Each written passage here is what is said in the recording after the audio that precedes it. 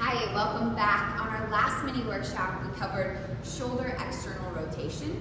And today what we're going to cover is the hip alignment in our standing postures, particularly the difference between Warrior 1 and Warrior 2. What we're going to start with is our Anjaneyasana A, or a crescent lunge pose. Anjaneyasana A, that knee is going to stay lifted, and our Anjaneyasana B, that knee is going to drop down. Either way, we want both hips equally facing forward. That right hip pulling back if the right leg is forward, and that left hip pushing forward if that back left leg is back. Okay, so from here, our Warrior 1 starts to look about the same. The only difference is that back heel is flat on the ground. What we want to make sure of is that our toes are pointed at an angle forward, not necessarily pointed directly horizontally or perpendicular with where your front foot is facing. We want that angled more toward the front corner.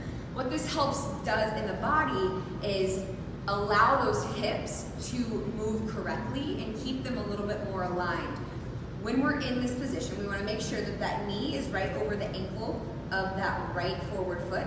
We're going to pull this right hip back and activate through our back left glute to help push that left hip more forward. From here, we're lifting up through those ribs, relaxing the shoulders, externally rotating, and lifting up into that Warrior 1 position. From here, hips stay the same for a humble warrior. So you can bring that clasp behind the back, open up through the heart of the chest, and then on your exhale, come to the inside of that right leg. What we want to make sure is that those hips don't shift all the way over to the outside of our mat. We want to bring them and keep them in the middle of our mat with that right hip pulling back, left hip pressing forward. All right, same thing is true for pyramid pose. We can take a little shorter stance if you'd like, if that feels better on your body. But that right hip is essentially pulling back, left hip pushing forward. Start to reach the heart forward. And then you can have a slight bend in that forward knee. I like to bring my hand to the top of blocks. But in that position, you're really trying to pull that right hip back so you can lengthen that hamstring of that forward leg. Great. Next up, we're going to cover Warrior 2. And in this position, we actually want the hips directly facing to the side of our mat or to the side of the room that we're in. So we would start maybe in that Anjaneyasana A position or Warrior 1. Sometimes you'll be in a class and the teacher will go from Warrior 1 to Warrior 2. Know that in any assemble class you take, we are A-okay if you adjust your feet on your mat. We would much rather your spine and low back and hips all be nice and happy and healthy rather than feeling like you need to keep your feet in the same spot and move those hips. So in that Warrior 1, we can take a wider runway between our feet. In our Warrior 2, we actually want a tighter runway, and then we turn the toes toward the side. So I'm showing this to you from a side angle. My toes are facing forward toward the top of my mat, and then the back foot, those toes are facing toward the side wall. They are creating more of that perpendicular shape. All right, from here, I'm going to make sure that my knee is right over that heel, just like we had in Warrior 1 and Anjaneyasana. I'm going to keep this right knee pushing back toward my pinky toe and keep this left hip, this back hip opening up. Notice when I pull that hip back, that knee wants to cave in for me because I have kind of tight hips. But you're going to pull that hip back and force that knee more open. From here, that's where we'll find that Warrior 2.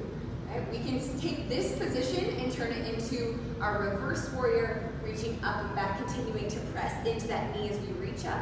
We can take it into our side angle as well, or any of our Trikonasana poses or triangle poses. Again, you can take that shorter stance, reaching up and back, reverse Trikonasana, or even forward for regular Trikonasana. That is where we want our hips to be on most of those stance.